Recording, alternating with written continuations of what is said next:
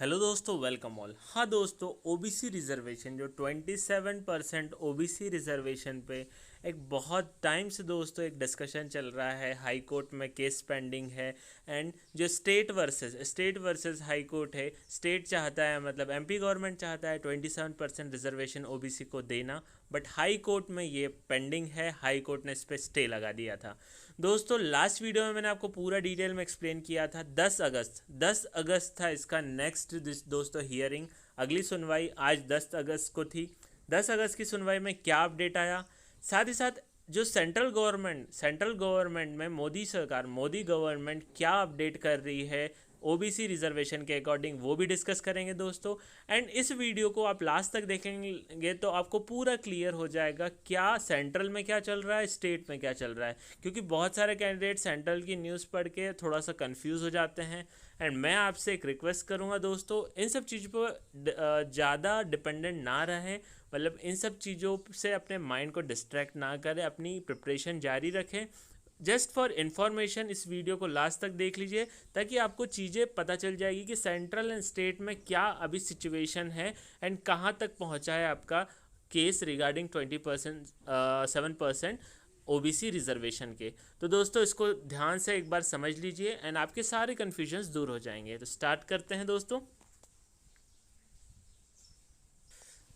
तो दोस्तों Jabalpur high court में जो आपका 27% रिजर्वेशन के रिगार्डिंग जो केस चल रहा है, उस पर आज सुनवाई हुई। आज मतलब 10 अगस्त। तो स्टेट गवर्नमेंट ने बोला, state government has agreed to provide 27% reservation to the OBC. State government चाहती है 27% रिजर्वेशन ओबीसी को दिया जाए, कंसिडरिंग देयर पॉपुलेशन, क्योंकि मध्य प्रदेश में अराउंड 52% जनसंख्या ओबीसी कैटेगरी के कैंडिडेट्स की है। ठीक है। Government present in its views in the court on Tuesday in a petition in Jabalpur high court. आज ट्यूसडे है, आज गवर्नमेंट ने अपना व्यूज़ पेश किया। गवर्नमेंट का एक लॉयर होता है, वो गवर्नमेंट की तरफ से केस लड़ता है। ठीक है। हाउएवर, मगर कोर्ट ने क्या बोला ये भी देख लेते हैं। However the court has given September 1 for the next hearing in this case. आप चाहे तो दोस्तों ये लाइव जो आपका कोर्ट का सेशन होता है वो भी देख सकते हैं। यूट्यूब पे लाइव होता है जबलपुर हाई कोर्ट के सारे सेशंस। ठीक है। तो दोस्तों September 1 अगली डेट दी है अगली सुनवाई के लिए। बट आज की सुनवाई में जो फाइनल हुआ है मैं आपको बता देता हूँ। Lawyer of petitioner Aditya Sanghi said that till then 14% reservation for OBC will continue. State government has informed that the court has that considering more than 50% of population of OBC in the state, they should get enhanced to 27%। और state government बार बार ये कह रही है high court में कि हमारे मध्य प्रदेश में 27% reservation OBC को देना चाहिए, क्योंकि 50% से ज़्यादा जनसंख्या ओबीसी की है। ये हमारी मध्य प्रदेश गवर्नमेंट का कहना है और उसी के लिए बार बार सबूत रखे जा रहे हैं हर सुनवाई में। तो दोस्तों ये था लेटेस्ट अपडेट। अभी मैं आपको बता देता हूँ कि आपका जो रिक्रूटमेंट है उसमें क्या असर पड़ेगा और उसमें क्या अपडेट है, मैं वो भी आपको बता देता हूँ। तो दोस्तों आपके रिक्रूटमेंट में यहाँ क्लियरली मेंशन है कि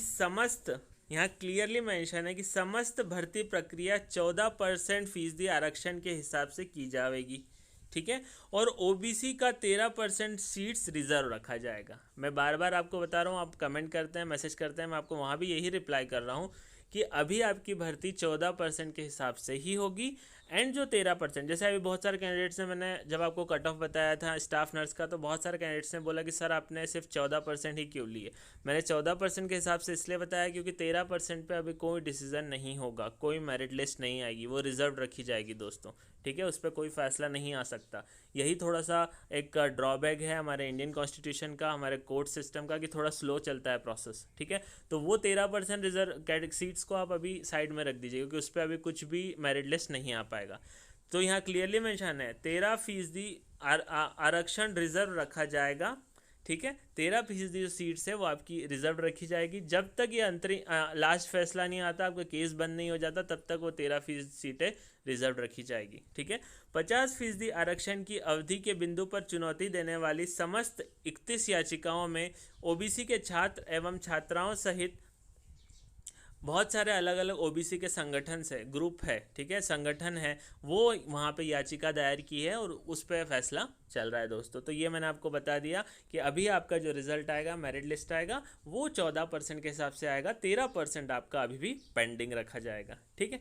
अभी हम देख लेते हैं दोस्तों, सेंट्रल गवर्नमेंट में जो एक नियम चेंज, एक कानून बदल रहा है ओबीसी रिजर्वेशन के अकॉर्डिंग, वो क्या है उस पर भी हम थोड़ा सा डिस्कस कर लेते हैं। तो दोस्तों सेंट्रल गवर्नमेंट जो कानून एक बदल रहा है वो है रिगार्डिंग किस कैटेगरी को ओबीसी के अंडर में रखना है या नहीं रखना है। क्या होता है ना, अलग अलग जातियां हैं, ठीक है, तो कौन से वर्ग को, कौन सी वर्ग को ओबीसी के अंडर रखना है या नहीं रखना है, अभी तक ये जो हक है, ये जो राइट है, ये सिर्फ सेंट्रल गवर्नमेंट का ही था, ठीक।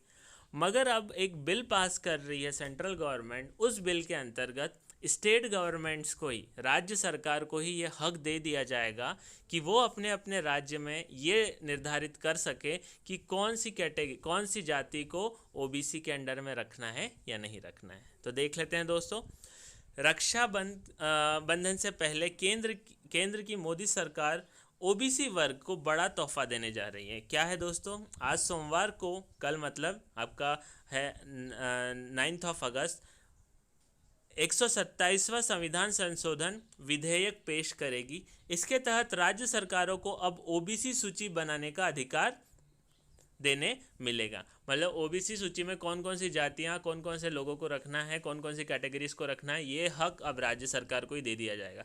केंद्र की इसमें कोई दखलंदाजी नहीं होगी। इस बिल को हाल ही में मोदी की कैबिनेट बैठक में मंजूरी दे दी गई है।